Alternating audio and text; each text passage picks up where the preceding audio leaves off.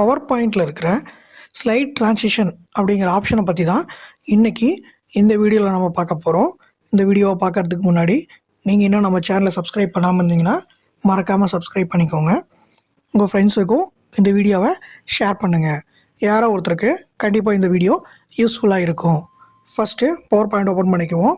Start, run, power, BNT அப்படின்னு கொடுத்துட்டு okay கொடுத்தோடனே பவர் பாயிண்ட் ஓப்பன் ஆகிடும். இதில் blank ப்ரெசன்டேஷன் செலக்ட் பண்ணிக்கிறோம். செலக்ட் பண்ண உடனே நமக்கு ஒரு ஸ்லைடு வந்துடுச்சு. இந்த ஸ்லைடோட லேஅவுட்டை ஃபஸ்ட்டு நம்ம மாற்றிக்கலாம். லேஅவுட்டை மாற்றுறதுக்கு லேஅவுட்டில் போயிட்டு blank அப்படிங்கிறத கிளிக் பண்ணிக்குவோம். கிளிக் பண்ண உடனே இந்த ஸ்லைடோட லேஅவுட்டு நமக்கு மாறிடுச்சு. நம்ம ஸ்லைடுக்கு ட்ரான்சிஷன் கொடுக்கணும் அப்படின்னா இந்த ட்ரான்சிஷன் அப்படிங்கிற டேபுக்கு ஃபஸ்ட்டு போயிடலாம்.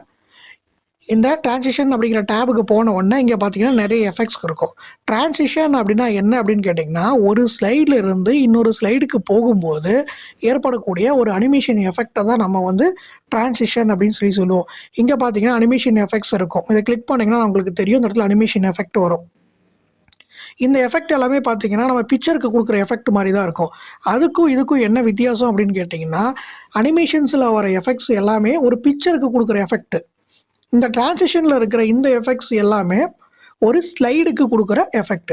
ஒரு ஸ்லைடில் இருந்து இன்னொரு ஸ்லைடுக்கு மூவ் ஆகும்போது ஏற்படக்கூடிய அந்த டிஃப்ரென்ஸை காட்டுறதுக்காக உண்டான ஒரு அனிமேஷன் எஃபெக்ட் தான் இந்த ட்ரான்சிஷன் அப்படின்னு சொல்லுவோம். இதில் நம்ம 2 ஸ்லைடு வச்சு பண்ணோன்னா நமக்கு ஈஸியாக புரியும். இப்போ ஹோமில் நியூ ஸ்லைடை கிளிக் பண்ணிட்டு blank இன்னொரு ஸ்லைடு எடுத்துக்குவோம். இப்போ ட்ரான்சிஷனில் போனோம்னா இங்கே எஃபெக்ட்ஸ் இருக்குது. இங்கே பார்த்தீங்கன்னா நிறைய எஃபெக்ட்ஸ் இருக்கும். இதில் நமக்கு என்ன எஃபெக்ட் வேணுமோ அந்த எஃபெக்டை நம்ம எடுத்துக்கலாம். இந்த மாதிரி இருக்கும். ஒரு ஸ்லைட்லேருந்து இன்னொரு ஸ்லைடு போகும்போது நமக்கு இந்த மாதிரியான எஃபெக்ட்ஸ் கிடைக்கும். இல்லை நமக்கு என்ன எஃபெக்ட் வேணுமோ அந்த எஃபெக்டை எடுத்துக்குவோம். இதில் நிறைய எஃபெக்ட்ஸ் இருக்கும். இந்த எஃபெக்ட்ஸ்லேயுமே பார்த்தீங்கன்னா கிளிக் பண்ண உடனே அந்த எஃபெக்ட்டுக்கு உண்டான சப் எஃபெக்ட்ஸ் இருக்கும். அதெல்லாம் எப்படி வரணும், எந்த சைடு இருந்து அந்த அனிமேஷன் நடக்கணும் அப்படிங்கிறது எல்லாமே நம்ம இங்கே தெரிஞ்சுக்கலாம். பார்த்தீங்கன்னா இந்த மாதிரி இருக்கும். இது வந்து லெஃப்ட்லேருந்து வர மாதிரி இருக்கும், இது டாப்லேருந்து வர மாதிரி இருக்கும். ஸோ இந்த மாதிரி நமக்கு என்ன எஃபெக்ட் வேணுமோ அந்த எஃபெக்ட் நம்ம இங்கேருந்து எடுத்துக்கலாம். எடுத்துகிட்டு இங்கே பார்த்தீங்கன்னா அப்ளை டு ஆல்னு ஒன்று இருக்கும். அப்ளை டு ஆல் கொடுத்துட்டிங்கன்னா எல்லா ஸ்லைடுக்குமே அஃபெக்ட் ஆகிடும். இதில் இப்போ நான் ரன் பண்ணுறேன். பார்த்தீங்கன்னா இது ஃபஸ்ட்டு ஸ்லைடு. அடுத்து செகண்ட் ஸ்லைடு போகும்போது பார்த்தீங்கன்னா திரும்பவும் அந்த எஃபெக்ட் வரும். இந்த மாதிரி அப்ளை டு ஆல் கொடுத்துட்டிங்கன்னா நமக்கு எல்லா ஸ்லைடுக்குமே இந்த எஃபெக்ட் ஒரே எஃபெக்ட் அப்ளை ஆகிடும். இல்லை எனக்கு ஒவ்வொரு ஸ்லைடுக்கும் ஒவ்வொரு மாதிரியான எஃபெக்ட் எனக்கு வேணும் அப்படின்னா அப்ளை டு ஆல் கொடுக்காம ஒவ்வொரு ஸ்லைடுக்கும் நம்ம தனித்தனியாக எஃபெக்ட் கொடுத்துக்கலாம். அப்ளை டு ஆல் கொடுக்கக்கூடாது. அப்ளை டு ஆல் கொடுக்காம இப்போ நம்ம ரன் பண்ணணும் அப்படின்னா இது ஃபஸ்ட்டு ஸ்லைடு ஃபஸ்ட் எஃபெக்ட். அடுத்தது 2வது ஸ்லைடுக்கு போகும்போது பார்த்தீங்கன்னா இது 2வது ஸ்லைடு 2வது எஃபெக்ட். ஒவ்வொரு ஸ்லைடுக்கும் பார்த்தீங்கன்னா நமக்கு ஒவ்வொரு மாதிரி எஃபெக்ட் கிடைக்கும். அடுத்தது இந்த சவுண்டு அப்படிங்கிறது என்னென்னா, ஒரு ஸ்லைடில் இருந்து இன்னொரு ஸ்லைடுக்கு மூவ் ஆகும்போது ஏற்படக்கூடிய அந்த சவுண்டை தான் நம்ம இதில் சொல்லுவோம். நமக்கு என்ன சவுண்டு வேணுமோ அந்த சவுண்டை நம்ம இங்கேருந்து செட் பண்ணிக்கலாம்.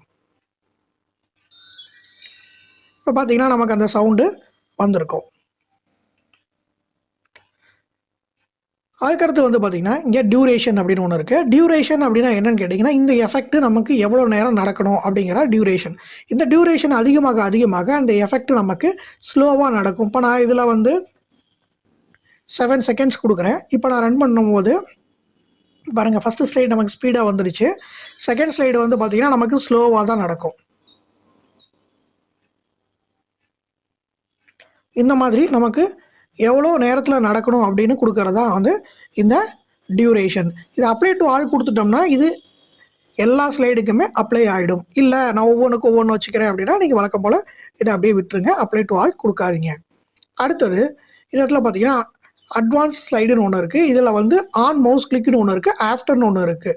ஆன் மவுஸ் கிளிக் அப்படின்னா என்னென்னா, ஒரு ஸ்லைடில் இருந்து இன்னொரு ஸ்லைடுக்கு போகும்போது எப்படி போகணும் அப்படிங்கிற மெத்தடு தான் வந்து அந்த 2 ஆப்ஷனும். இதில் ஆன் மவுஸ் கிளிக் அப்படின்னு கொடுத்துட்டிங்கன்னா நீங்கள் கிளிக் பண்ணால் மட்டும்தான் அடுத்த ஸ்லைடு ரன் ஆகும். இப்போ பார்த்தீங்கன்னா இது டிக்கில் இருக்குது.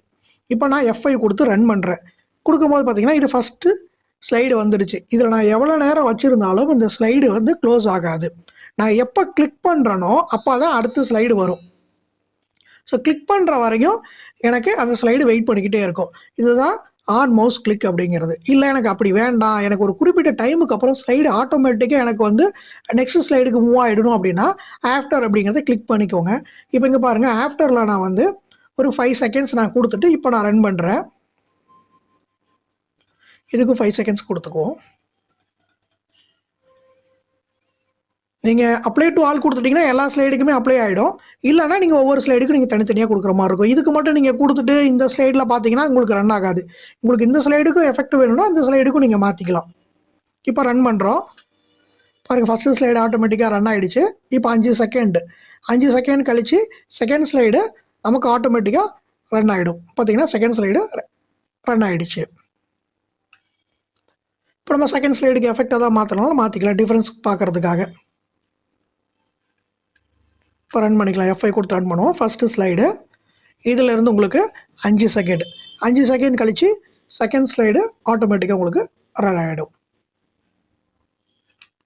ஸோ இவ்வளோ தான் ட்ரான்சிஷன் எஃபெக்ட். இந்த ட்ரான்சிஷன் எஃபெக்டை பற்றி உங்களுக்கு வேறு ஏதாவது டவுட் இருந்தாலோ அல்லது பவர் பாயிண்டில் வேறு ஏதாவது டாப்பிக்கை பற்றி உங்களுக்கு டவுட் இருந்தாலோ கீழே இருக்கிற கமெண்ட் செக்ஷனில் கமெண்ட் பண்ணுங்கள். வேறு ஒரு வீடியோவில் அந்த டவுட் என்னங்கிறத பார்க்கலாம்.